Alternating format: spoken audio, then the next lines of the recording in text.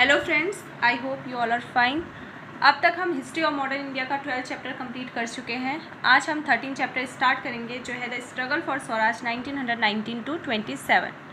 तो अब हम देखेंगे रियल जो स्ट्रगल होती है फॉर स्वराज वो कैसे स्टार्ट होती है। हमने देखा 1914 में फर्स्ट वर्ल्ड वॉर होती है, इसके काफ़ी सारे इम्पैक्ट हमें देखने को मिले। तो मास जो रेवोल्यूशन है वो इस तरह से भी स्टार्ट होता है। एक तो फर्स्ट वर्ल्ड वॉर के दौरान ब्रिटिश रूल ने, ब्रिटिश गवर्नमेंट ने ये प्रॉमिस किया था इंडियन लीडर्स को कि वो अगर उनकी हेल्प करते हैं इस वॉर में तो वो उन्हें सेल्फ गवर्नमेंट का अधिकार दे देंगे, बट ऐसा हुआ नहीं। पहला रीज़न ये था मूवमेंट का। सेकंड रीज़न ये था कि फर्स्ट वर्ल्ड वॉर के दौरान काफ़ी फाइनेंशियली सपोर्ट मिला उन्हें इंडियन से, तो जिस कारण इंडिया में पॉवर्टी स्टार्ट हो गई और काफ़ी स्मॉल पीजेंट्स, मर्चेंट्स, आर्टिसंस, इन्हें काफ़ी सारा इफेक्ट हुआ, जिससे एक मास रेवोल्यूशन स्टार्ट हुआ। थर्ड थिंग ये थी कि जो एक मिथ था कि यूरोपियन कंट्रीज़ मोर पावरफुल है देन एशियन कंट्रीज़, ये टूट चुका था, क्योंकि वर्ल्ड वॉर के दौरान काफ़ी स्मॉल एशियन कंट्रीज़ भी जीती हुई थी, और जिस कारण लोगों के अंदर ही आक्रोश आ गया कि हाँ वो भी कर सकते हैं, ब्रिटिश रूल को हटा सकते हैं। तो ये सारे रीज़न भी थे एक न्यू नेशनल मूवमेंट अराइज़ होने की।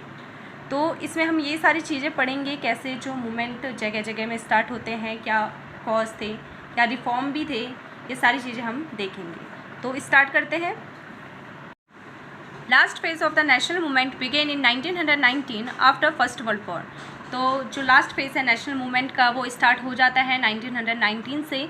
The Allied nations, Britain, US, France, Italy and Japan promised a new era of democracy and national self-determination to all the people of the world but showed little willingness. अब देखते हैं जितने भी allied powers थी ये जीत चुकी थी, तो ये प्रॉमिस करती थी कि मतलब democracy and national self determination to all the people of the world, but ऐसा हुआ नहीं। ये काफ़ी लिटिल कंसर्न हमें देखने को मिली। Militant nationalism began to arise in Asia and Africa. अब हर कंट्रीज़ में जहाँ भी जो इम्पीरियल रूल चल रहा था वहाँ पे नेशनलिज्म स्टार्ट हो चुका था। Superiority of white man was ended. अब जो मिथ था कि वाइट मैन मोर सुपीरियर है, ये टूट चुका था। Impact of Russian revolution to the national movement. हम देखते हैं रशियन रेवोल्यूशन का काफ़ी इम्पैक्ट देखने को मिला हमें। तो इसमें होता क्या है, ऑन 7 नवंबर 1917 द बॉल्शेविक्स एक पार्टी थी, ग्रुप ऑफ पीपल जिसमें पीजेंट्स, आर्टिशंस, मर्चेंट्स, ये सारे लोग थे, और जो इसे लेड कर रहे थे व्लादिमीर लेनिन। तो ये एक पार्टी थी रशिया में, और रशिया में उस टाइम ज़ारिस्ट रिज़ाइम चल रहा था। जैसे इंडिया में ब्रिटिश रूल चल रहा था वैसे रशिया में ज़ारिस्ट रिज़ाइम चल रहा था। ये जो ज़ार थे ये ऑटोक्रेट्स थे, तो ये जो वहाँ के रशिया के कॉमन पीपल हैं उन्हें सप्रेस करके रखते थे। तो इन्हीं के अगेंस्ट में एक रिवोल्ट हुआ, व्लादिमीर लेनिन जिसके लीडर रहे, और बोल्शेविक्स के थ्रू ये रिवोल्ट हुआ, और बाद में इन्होंने ज़ारिस्ट रिज़ाइम को ओवरथ्रू कर दिया। तो इससे एक काफ़ी इम्पॉर्टेंट लेसन सबको मिला, that immense strength and energy reside in the common people. तो इससे सब जगह ये बात फैल गई कि हाँ कॉमन पीपल अगर यूनाइट होकर लड़े तो वो कुछ भी कर सकते हैं। तो वैसे इंडियंस में भी ये चीज़ें काफ़ी इफ़ेक्ट करी रशियन रेवोल्यूशन में। Nationalism surged forward in Arab countries and West Asia also. तो नेशनलिज्म हर जगह फैल रहा था, अरब कंट्रीज़ में भी फैल रहा था एंड वेस्ट एशिया में भी फैल रहा था। Government decided to follow the policy of carrot and stick. अब गवर्नमेंट ने पर सप्रेस तो करना ही था, तो इन्होंने एक पॉलिसी, जिस तरह से हम कह सकते हैं कि कैरेट एंड स्टिक वाली पॉलिसी अपनाई। पहले इन्होंने रिफॉर्म्स लाए ताकि इंडियंस को लगे हाँ वो उनके लिए कुछ कर रहे हैं, कॉन्स्टिट्यूशनल रिफॉर्म हो चाहे कोई भी रिफॉर्म हो वो लाते थे। फिर उसके बाद स्टिक एज हम कह सकते हैं, बाद में सप्रेस वो करते थे, कोई भी रूल निकाल करके वो इंडियन पीपल को सप्रेस कर सकते थे। तो इस तरह से ये गवर्नमेंट की, ब्रिटिश गवर्नमेंट की जो है पॉलिसी थी। नेक्स्ट है द मॉन्टेग्यू चेम्सफोर्ड रिफॉर्म। तो जैसे मैंने बताया कैरेट एंड स्टिक वाली पॉलिसी, तो यहाँ पे ये रिफॉर्म लेके आ गए ताकि इंडियंस को ये प्लीज़ कर पाएँ। तो इसमें 1918 में एडविन मॉन्टेग्यू जो कि सेक्रेटरी ऑफ स्टेट थे उस टाइम पे, एंड लॉर्ड चेम्सफोर्ड जो कि वॉइसरॉय थे, formed scheme of constitutional reform. तो इस रिफॉर्म को हम गवर्नमेंट ऑफ इंडिया एक्ट भी कहते हैं 1919 का। तो इसमें हम देखते हैं प्रोविंशियल लेजिस्लेटिव काउंसिल्स वर एनलार्ज, इसमें जो है सीट्स बढ़ा दी गई और जो मैक्सिमम जो मेंबर्स थे वो इलेक्टेड थे। डायरकी सिस्टम स्टार्ट हो जाती है। अब ये डायरकी सिस्टम में क्या है, प्रोविंशियल जो लेजिस्लेटिव काउंसिल्स में है उसकी बात कर रहे हैं, उसके अंदर ये डायरेक्टरी सिस्टम है। डायरेक्टरी सिस्टम, तो प्रोविंशियल गवर्नमेंट को चलाने के लिए ये न्यू सिस्टम लेके आए, डायरेक्टरी सिस्टम, जिसमें 2 सब्जेक्ट्स रखे गए, पहला रिजर्व्ड सब्जेक्ट्स और दूसरा ट्रांसफर्ड सब्जेक्ट। तो रिजर्व्ड सब्जेक्ट्स में हम देखते हैं फाइनेंस, लॉ एंड ऑर्डर जैसे सब्जेक्ट्स, और ट्रांसफर्ड सब्जेक्ट्स में education, public health and local self government. ये जो रिजर्व्ड सब्जेक्ट्स था ये डायरेक्टली अंडर किसके था, गवर्नर के, और जबकि ट्रांसफर्ड सब्जेक्ट हैं वो अंडर मिनिस्टर्स के। बट हम यहाँ से देखते हैं कि गवर्नर जो है मिनिस्टर्स को ओवररूल कर सकते थे। तो हम कह सकते हैं जो प्रोविंशियल गवर्नमेंट है वो डायरेक्टली डिपेंड किसके ऊपर करता था, गवर्नर के ऊपर। एट सेंट्रल लेवल की बात करें तो 2 हाउस बनाए गए, लोअर हाउस और the legislative assembly and upper house और द काउंसिल ऑफ स्टेट। इस लोअर हाउस में 144 टोटल मेंबर्स रहे, जिसमें 41 नॉमिनेटेड और बाकी इलेक्टेड। और जबकि हम अपर हाउस की बात करें तो 60 टोटल मेंबर्स, जिसमें 34 इलेक्टेड और 26 नॉमिनेटेड। अब हम देखते हैं कि इनका कोई भी कंट्रोल नहीं था over governor general and his executive council. तो हम देखते हैं कि जब तक गवर्नर जनरल और उसके एग्जीक्यूटिव काउंसिल ने कोई भी बिल पास नहीं किया या फिर कोई भी जो कुछ भी है ऑर्डर नहीं दिया, तब तक ये कुछ नहीं कर सकते थे। ठीक है, तो सेंटर जो गवर्नमेंट है वो गवर्नर जनरल और उसकी एग्जीक्यूटिव काउंसिल चला रही थी। ठीक है, और हम एक और चीज़ देखते हैं, जो सेंट्रल गवर्नमेंट है had unrestricted control over provincial government. तो ये ऊपर प्रोविंशियल गवर्नमेंट के ऊपर भी ओवररूल कर सकते थे। तो एक तरह से हम कह सकते हैं जो पूरा सिस्टम है वो डायरेक्टली कंट्रोल था by governor general and his executive council. और हमें पता है जो गवर्नर जनरल है वो अंडर किसके काम करते थे, सेक्रेटरी ऑफ स्टेट। और जो सेक्रेटरी ऑफ स्टेट है वो किसके मेंबर थे, ब्रिटिश पार्लियामेंट के। तो हम कह सकते हैं जो पूरा एडमिनिस्ट्रेशन है अभी भी ब्रिटिश पार्लियामेंट ही चला रही थी। तो हम ये देख सकते हैं जो गवर्नमेंट की पॉलिसी थी न्यू सिस्टम लाने की, ये सिर्फ दिखाने के लिए था कि हाँ गवर्नमेंट जो है इंडियन पीपल के लिए कुछ कर रही है। उसके बाद रॉलेट एक्ट पास होता है in March 1919। This act authorise the government to imprison any person without trial and conviction in a court of law. इस एक्ट के थ्रू जो गवर्नमेंट है वो किसी को भी जेल में डाल सकती थी अगर वो गवर्नमेंट पॉलिसी के अगेंस्ट में प्रोटेस्ट करता है। तो without trial and conviction in a court of law, हम देखते हैं कि वो बिना किसी सबूत के, बिना किसी गवाह के जो है गवर्नमेंट लोगों को जेल के अंदर कर सकती थी। तो ये एक तरह से suspension of the right of habeas corpus का सस्पेंशन हो गया। ये एक राइट था जो कि ब्रिटिश कॉन्स्टिट्यूशन में था और ब्रिटिश जो लोग हैं इसे फॉलो करते थे। ये एक राइट था जिसके थ्रू जो है अगर कोई भी किसी को जेल होती है तो उसे पहले कोर्ट के आगे पेश किया जाता है, उसकी सुनी जाती है, अगर वो लॉफुल हुआ तभी जाके उसे जेल में डाला जाता है। बट ये जो राइट है वो इंडियन पीपल के ऊपर सस्पेंड हो चुका था। तो यहाँ से जो है लोगों के अंदर और ज़्यादा गुस्सा आ गया, क्योंकि वो एक तो सेल्फ गवर्नमेंट चाहते थे, डेमोक्रेसी चाहते थे, ऊपर से जो उनके राइट थे वो भी छीने जा रहे थे। तो यहाँ से हम देख सकते हैं एक और नेशनल मूवमेंट का जो एक रीज़न है वो भी मिल चुका था। Next is Mahatma Gandhi assumes leadership. तो 1915 के दौरान जो महात्मा गांधी जी हैं वो साउथ अफ्रीका से इंडिया आ चुके थे। इनकी बात करें तो मोहनदास करमचंद गांधी इनका पूरा नाम था। Was born on 2 October 1869 at Porbandar, Gujarat. तो गुजरात में इनका जन्म हुआ। Got education in Britain, Britain से एजुकेशन ली and went to South Africa to practise law. इन्होंने स्ट्रगल्ड अगेंस्ट रेशियल इनजस्टिस और डिस्क्रिमिनेशन एंड डिग्रेडेशन, इन सब के अगेंस्ट में स्ट्रगल किया था and became the leader of struggle during 1893 to 1914 in South Africa. तो साउथ अफ्रीका में एज अ लीडर इन्होंने रोल प्ले किया इन सब के अगेंस्ट में। Evolve the technique of Satyagraha based on truth and non violence. तो इनका एक सत्याग्रह एक हथियार की तरह था, मीन्स जो ट्रूथ की राह पे चलना है और अहिंसा की राह पे जो है चलना है।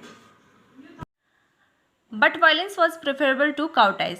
पर ये भी मानते थे कि वायलेंस और काउटाइज में से अगर एक को चुनना हो तो वो वायलेंस को प्रेफर करेंगे। यंग इंडिया इन्होंने जो लिखी न्यूज़पेपर वीकली जनरल था इन 1920 में। Had immense faith in the capacity of the common people to fight. आम जनता की पावर को बहुत मानते थे। Return to India on 9 January 1915 at the age of 46। तो 1915 में आ गए थे In 1916 founded Sabarmati Ashram at Ahmedabad, where his friends and followers were to learn and practice the ideas of truth and non-violence. ठीक है, तो 1916 में इन्होंने साबरमती आश्रम फाउंड किया अहमदाबाद में, जहाँ ये और इनके जो फॉलोवर्स और फ्रेंड्स हैं वो ट्रूथ और नॉन वायलेंस की ही राह पे चल रहे थे, उन्हीं चीज़ों को फॉलो कर रहे थे। Next is Champaran Satyagraha 1917. In Champaran district of Bihar, peasants had to grow indigo on at least 3/20 of their land and to sell it at prices fixed by planters. तो यहाँ पे चंपारण डिस्ट्रिक्ट जो बिहार का district था, वहाँ पे peasants को force किया जाता था नील की खेती के लिए और कहा जाता था कि तुम्हारा जो लैंड का 15% एरिया है वहाँ पे तुम्हें इंडिगो ग्रो करना पड़ेगा, और जो उनके सेलिंग प्राइस थे वो भी फिक्स रखे जाते थे बाय प्लांटर्स। तो मतलब जो भी प्लांटर्स है, यूरोपियन प्लांटर्स हो गए, तो उनके थ्रू ही प्राइस डिसाइड किए जाते थे। तो यहाँ पे जो फोर्सफुली एक्ट है उसके अगेंस्ट में आवाज़ उठाने के लिए पीजेंट्स ने गांधी जी की हेल्प ली। Gandhi ji were invited and reached in 1917। Officials ordered him to leave but he defied the orders and was willing to face trial and imprisonment. तो ऑफिशियल्स के थ्रू ऑर्डर भी आए उन्हें कि यहाँ पे आपको छोड़ देना चाहिए, बट वो नहीं रुके, वो जेल जाने के लिए भी तैयार थे। The government was force to appoint a committee of inquiry on which Gandhi ji served as a member. तो यहाँ पे गवर्नमेंट को एक कमेटी अपॉइंट करनी पड़ी जिसके मेंबर गांधी जी रहे। Ultimately Gandhi ji won his first battle of civil disobedience in India and the peasant suffering were reduced. तो यहाँ पे गांधी जी अपनी फर्स्ट बैटल जीत चुके थे सिविल डिसओबीडियंस के। सिविल डिसओबीडियंस मीन्स ऐसे जो लॉ है उसका डिसओबे करना, उसे फॉलो नहीं करना, जो लॉज जो है पीपल को हार्म कर रहे हैं, पीपल के अगेंस्ट में है। तो इस चीज़ को लेकर के गांधी जी के फर्स्ट जो है जीत थी। Next is Ahmedabad mill strike. In 1918 supported workers of Ahmedabad against mill owners. तो 1918 में गांधी जी ने अहमदाबाद के वर्कर्स का सपोर्ट किया जो कि प्रोटेस्ट कर रहे थे अगेंस्ट मिल ओनर्स। तो ये क्यों कर रहे थे? क्योंकि जिस हिसाब से ये काम करते थे उस हिसाब से इनकी जो सैलरी थी काफ़ी कम थी। तो Gandhi ji advised to go on strike and to demand a 35% increase in wages. तो गांधी जी ने सलाह दिया कि आप स्ट्राइक कर सकते हो, अपनी जो वेजेस है उससे 35% इंक्रीज के लिए जो है डिमांड रख सकते हो, बट यहाँ पे वायलेंस टाइप एक्टिविटीज़ नहीं होनी चाहिए। He undertook a fast under death to strengthen the workers, resolve to continue the strike. तो इन्होंने गांधी जी ने खुद जो है फास्ट लिया ताकि इससे जो वर्कर्स है उसे उन्हें मोटिवेशन मिले। This put pressure on mill owners and they agree to do so. तो इसके बाद जो मिल ओनर्स हैं वो इस डिमांड को मान चुके थे। In 1918 crops failed in the Kheda district. Kheda district का गुजरात में है। तो 1918 में वहाँ की जो पीजेंट्स की थी फसलें बर्बाद हो गई थी, फेमाइन वहाँ आ गया था। इसके बाद Gandhi ji supported the peasant to withhold payment of revenue till their demand for its remission was met. तो गांधी जी ने पीजेंट्स को सपोर्ट किया और कहा कि आपको जो रेवेन्यू है वो देने की ज़रूरत नहीं है, और ये डिमांड रखी कि इस जो टैक्स है, इस बार का जो टैक्स है उसे रद्द किया जाए।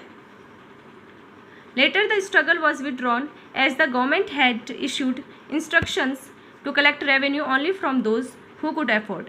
उसके बाद जो गवर्नमेंट है इस चीज़ के लिए मान गई और उन्होंने कहा कि जो अफोर्ड कर सकते हैं वही जो है टैक्स दे सकते हैं। इसके अलावा गांधी जी के और काफ़ी एम थे, जैसे Hindu Muslim unity, fight against untouchability और raising of the social status of the women in the country. तो ये तीन जो है गांधी जी करना चाहते थे। नेक्स्ट है सत्याग्रह अगेंस्ट द रॉलेट एक्ट। तो जो रॉलेट एक्ट आया था जिसमें हमारे हेबियस कॉर्पस का राइट का सस्पेंशन हुआ था, उसके अगेंस्ट में जो है गांधी जी ने भी स्ट्रगल करवाया। In Feb 1919 Gandhi ji founded Satyagraha Sabha whose members took a pledge to disobey the act. तो यहाँ पे 1919 में गांधी जी ने सत्याग्रह सभा फाउंड करी जिसमें हर एक मेंबर्स ने प्लेज लिया कि इस एक्ट को हमें डिसोबे करना है। He with nationalist turn the face of nationalism towards the common man. तो यहाँ पे उनके साथ साथ जो नेशनलिस्ट थे अब वो हर विलेजेस में जा करके जो है ये नेशनलिज्म की क्रांति जगा रहे थे। अब यहाँ पे धीरे धीरे करके कॉमन मैन भी जो है नेशनल मूवमेंट में पार्टिसिपेट करने लगे थे और धीरे धीरे करके नेशनल मूवमेंट काफ़ी ज़्यादा राइज हो रहा था। Symbol khadi and hand woven clothes, तो एक सिंबल रख दिया गया है कि खादी और हैंड वुवन क्लॉथ्स यहाँ पे पहने जाएंगे। ये एक सिंबल दिखा रहा था नेशनलिज्म को। Masses were woken from there sleep and became active in politics, तो धीरे धीरे करके जो सारे लोग हैं वो जागरूक हो रहे थे और सारे लोग इन चीज़ों में पार्टिसिपेट कर रहे थे, पॉलिटिक्स में पार्टिसिपेट कर रहे थे। देयर वर हड़ताल्स, स्ट्राइक्स, प्रोसेशंस एंड डेमोन्स्ट्रेशंस, ठीक है, ये सारी चीज़ें होने लगी, हड़ताल हुई, जुलूस निकाले गए, धरना रखा गया, मतलब इस एक्ट के अगेंस्ट में। और जो भी जो बिल्कुल वो लॉफुल नहीं था उनके अगेंस्ट में। Slogans of Hindu Muslim unity, तो हिंदू मुस्लिम के यूनिटी के स्लोगन्स भी यहाँ पे लगाए गए। Next is Jallianwala Bagh massacre, तो यहाँ पे जो इंडियंस है वो प्रोटेस्ट कर रहे थे और ब्रिटिश गवर्नमेंट कैसे न कैसे करके इन चीज़ों को सप्रेस कर रही थी, चाहे लाठीचार्ज कर रही थी, कैसे भी कर रही थी, अपनी तरफ से पूरी कोशिश कर रही थी। Gandhi ji gave a call for a mighty hartal on 6 April 1919, तो ऐसे ही हड़ताल जो 6 अप्रैल 1919 को गांधी जी के थ्रू रखा गया। इसी दौरान popular leaders doctor Saifuddin Kitchlew and doctor Satyapal were arrested, तो ये दो पॉपुलर लीडर्स हैं, उन्हें अरेस्ट कर दिया गया। On 13 April 1919 at Amritsar in the Jallianwala Bagh, people gathered to protest against the arrest of two leaders. तो 13 अप्रैल 1919 में जलियांवाला बाग में, जो कि अमृतसर में है, तो लोगों ने प्रोटेस्ट स्टार्ट कर दिया कि आप ये इन दोनों लीडर्स को कैसे अरेस्ट कर सकते हैं, ठीक है। तो General Dyer, the military commander of Amritsar, surrounded the Bagh with his army unit, closed the only exit and ordered to shoot into the trapped crowd with rifles and machine guns।